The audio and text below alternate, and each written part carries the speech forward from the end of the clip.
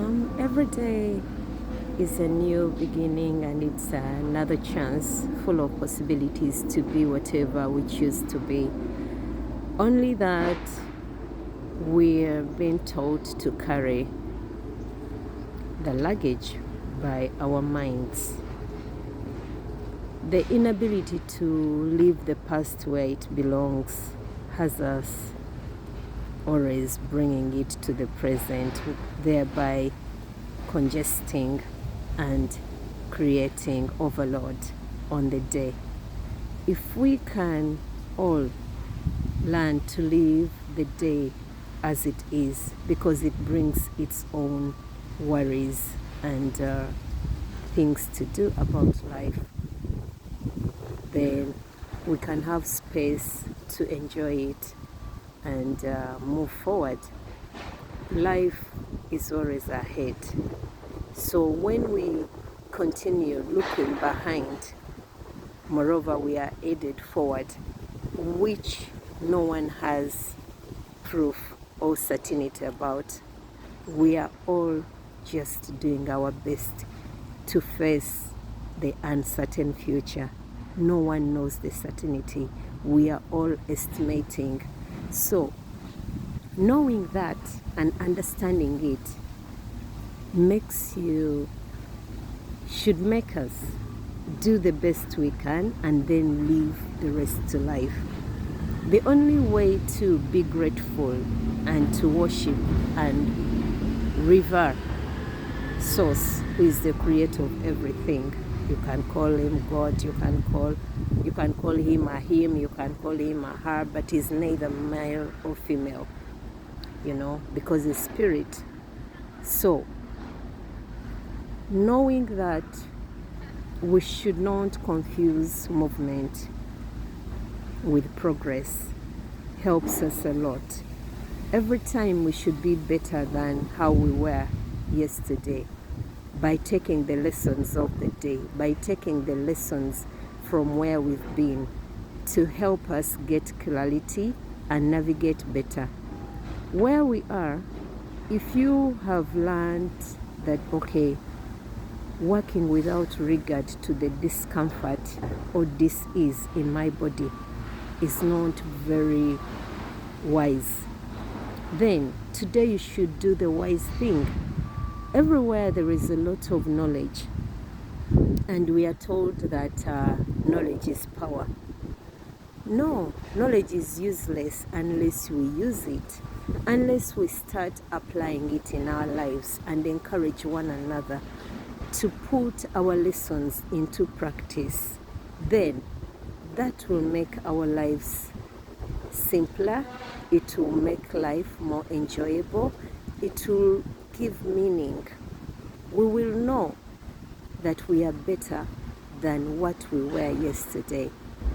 A wise man said that yesterday I was clever, I wanted to change the world.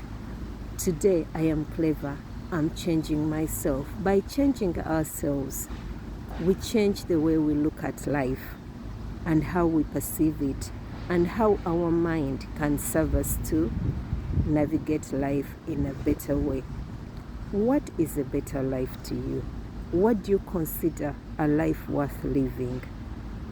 I think being happy, waking up with less discomfort or dis-ease in your body is a good life. It doesn't mean that we can ever fully be without pain. From wherever we've walked, when you walk a journey, it doesn't leave you the way you are when you started it. So you and me have really taken from the life force, we've really taken from our bodily health. Some of you have different diseases. You can have a back pain, you can have a leg pain, you can have, all that due to frictions of life.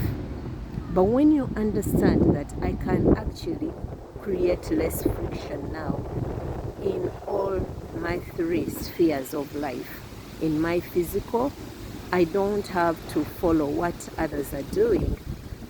in my mentor. I don't have to go after things that are not progressing me. So if anything is progressing you, obviously it won't become a load to you, it will become you. And that way you don't feel its weight. But whatever is not serving us on our spiritual journeys, on our earthly journeys, becomes a load. And it will weigh you down in one way or another. Then in the spiritual realm, what are you keeping there? You know, are you having skeletons? Are you having like regrets? It's a bit too late to carry the skeletons, even to blame the ancestors, which is where you've been. But you can enlighten them. You can tell them, okay, what is done is done. How do we proceed in a better way? And that is called a life that is progressing and is evolving. We are all able to do that if we choose to.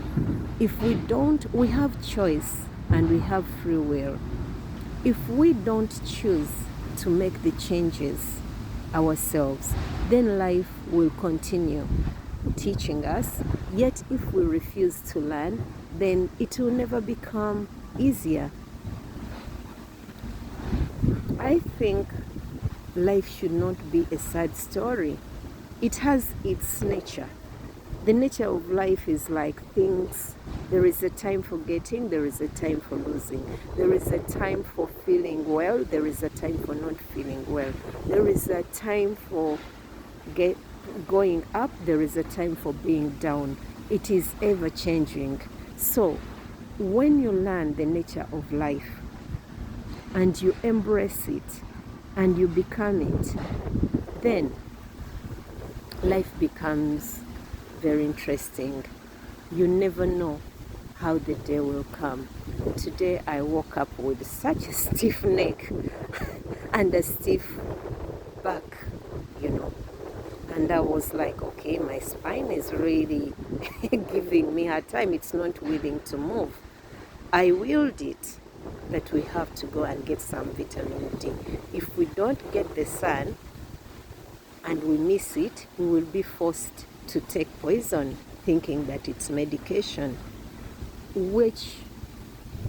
So wisdom then becomes a knowing within us, whereby you can give up temporary joy for future joy.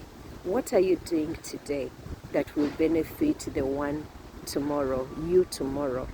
We are our only saviors. No one is coming to the rescue.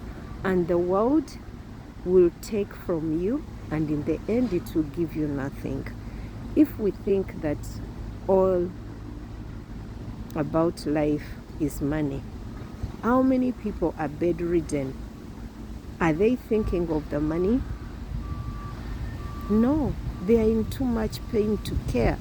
Ask the dead person where their bank accounts are. Ask them where they've left all those they've been conflicting with. They don't care. If they could come back, they will tell us better. Since not many that we've seen with our eyes, apart from the stories we are told, have come back to tell us, you know, it becomes our responsibility to ensure that if I were to go, I would go happily. I will have done what I feel is worth of my life, to show that I'm really appreciative of this life. And by my little knowing, I'm encouraging others. If we all did things that mean sense to us, there would be less friction in the world. Why? We will all be happy. And where there is clarity, we can't have conflicts or commotion, because each person will know where they're going. Look at the fish in water.